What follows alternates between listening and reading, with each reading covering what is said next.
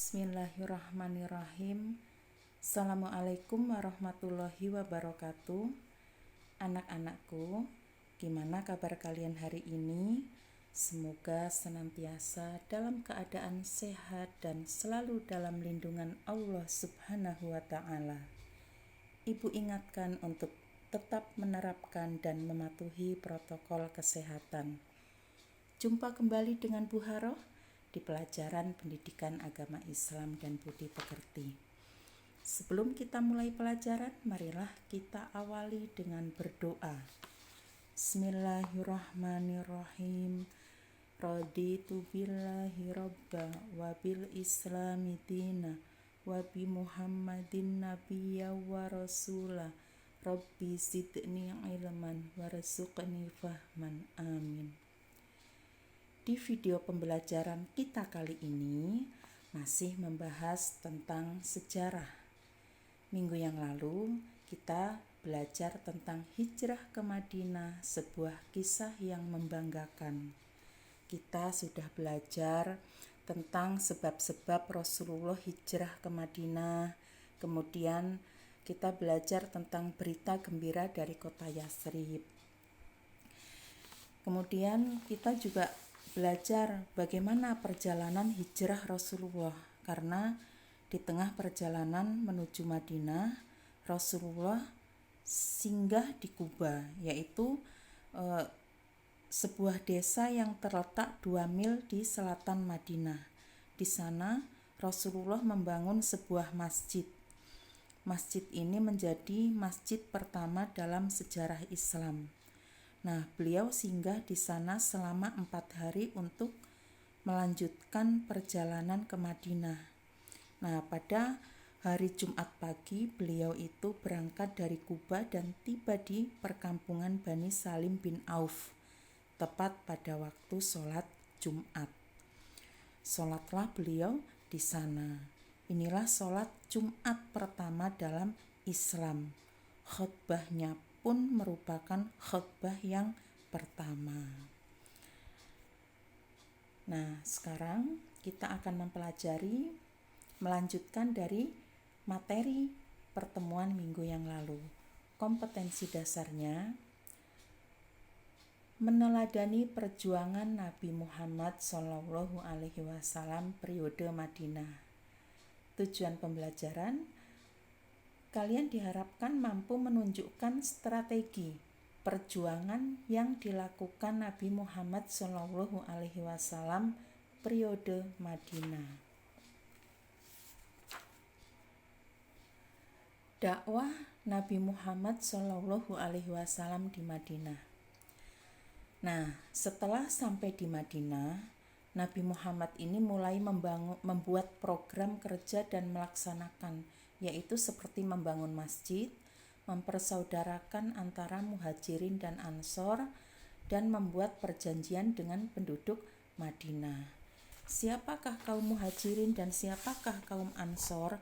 Perlu kalian tahu bahwa kaum muhajirin ini adalah orang-orang Mekah yang berhijrah ke Madinah pada tahun ke-14 kenabian Nabi Muhammad SAW.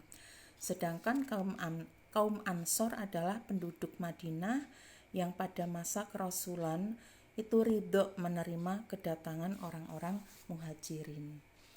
Langkah pertama itu membangun masjid. Pembangunan masjid ini segera dimulai dan seluruh umat Islam ikut ambil bagian sehingga berdiri sebuah masjid berdinding bata, berkayu batang kurma dan beratapkan daun kurma.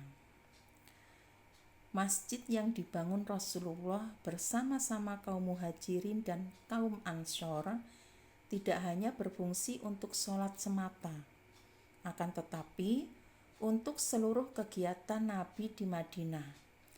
Di antara fungsi masjid dan pada zaman Nabi adalah sebagai tempat mempersatukan umat, bermusyawarah tentang perkembangan Islam, mengkaji ilmu agama, bahkan sebagai pusat pemerintahan setelah Rasulullah dipilih sebagai pemimpin di Madinah. Rasulullah selain sebagai seorang nabi, seorang rasul, juga seorang pemimpin. Jadi seluruh aktivitas masyarakat Madinah dipusatkan di masjid. Nah, inilah fungsi masjid yang sebenarnya sudah dibangun oleh Rasulullah. Bagaimana dengan masjid yang sekarang? Apakah hanya berfungsi sebagai sholat belaka? Kalian harus bisa memfungsikan masjid di tempat tinggal kalian, termasuk masjid sekolah, sebagaimana fungsi masjid pada zaman Rasulullah. Langkah berikutnya Nabi Muhammad adalah mempersaudarakan antara orang-orang Muhajirin dan Ansor. Muhajirin adalah orang yang hijrah dari Makkah ke Madinah, sedangkan kaum Ansor adalah orang Madinah yang menyambut kedatangan kaum Muhajirin.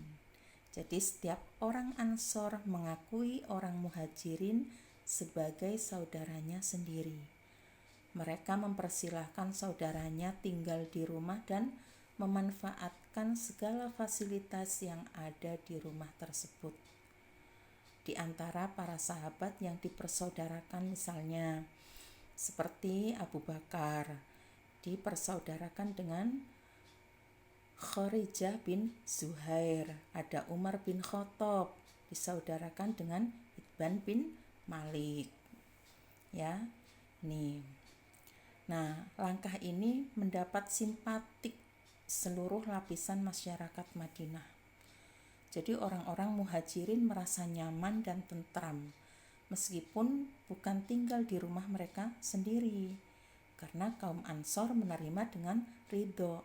Mereka melakukan kegiatan dan berinteraksi dengan penduduk Madinah dan saling menolong sehingga suasana Madinah menjadi indah dan menyenangkan. Selanjutnya Nabi Muhammad merumuskan piagam yang berlaku bagi seluruh kaum muslimin dan orang-orang non-muslim di Madinah, yang kemudian disebut dengan Piagam Madinah. Adapun isi Piagam Madinah ini, misalnya yang pertama isinya, kaum Yahudi bersama kaum muslimin wajib turut serta dalam peperangan. 2. Kaum Yahudi dan kaum Yahudi dari Bani Auf diperlakukan sama kaum muslimin. 3. Kaum Yahudi tetap dengan agama Yahudi mereka, dan demikian pula dengan kaum muslimin. 4. Semua kaum Yahudi dari semua suku dan kabilah di Madinah diperlakukan sama dengan kaum Yahudi Bani Auf. 5. Kaum Yahudi dan muslimin harus saling tolong-menolong dalam memerangi atau menghadapi musuh. 6. Kaum Yahudi dan muslimin harus senantiasa saling berbuat kebajikan dan saling mengingatkan ketika terjadi penganiayaan atau kezaliman. 7. Kota Madinah dipertahankan bersama dari serangan pihak luar. Yang ke-8, semua penduduk Madinah dijamin keselamatannya kecuali bagi yang berbuat jahat. Ada 8 poin di dalam Piagam Madinah. Nah, Piagam Madinah ini menghargai konsep kebebasan dengan sangat tegas. Orang Islam, orang Yahudi, dan beragama lainnya bebas untuk menekuni agamanya sendiri. Artinya tidak diperbolehkan memaksa orang lain untuk mengikuti agama kita. Menghargai pilihan agama sangat diutamakan. Itulah toleransi yang diajarkan di dalam ajaran Islam. Perlu diketahui bahwa di Madinah itu tidak hanya orang-orang Islam saja yang tinggal, tetapi di sana terdapat pula orang-orang non-muslim. Tujuannya agar terjadi hubungan yang harmonis, saling menghormati, toleransi, dan menjaga lingkungan di Madinah. Maka harus ada kesepakatan bersama. Piagam inilah yang oleh Ibnu Hisham disebut sebagai Undang-Undang Dasar Negara dan Pemerintahan Islam yang pertama. Isinya mencakup antara lain perikemanusiaan, keadilan sosial, toleransi beragama, dan gotong royong. Dengan program-program cerdas yang dilakukan oleh Nabi Muhammad, Madinah menjadi daerah yang sangat maju baik peradaban maupun kebudayaannya, sehingga terkenalah dengan sebutan Al-Madinah Al-Munawwaroh atau Madinatul Munawwaroh, yaitu kota yang bercahaya. Tugasnya silahkan kalian kerjakan di buku latihan kalian, ada 10 soal, kemudian silahkan kalian kirimkan ke Google Classroom masing-masing kelas. Mudah-mudahan yang Ibu sampaikan bermanfaat untuk kita semuanya. Billahi taufiq wal hidayah. Wassalamualaikum warahmatullahi wabarakatuh.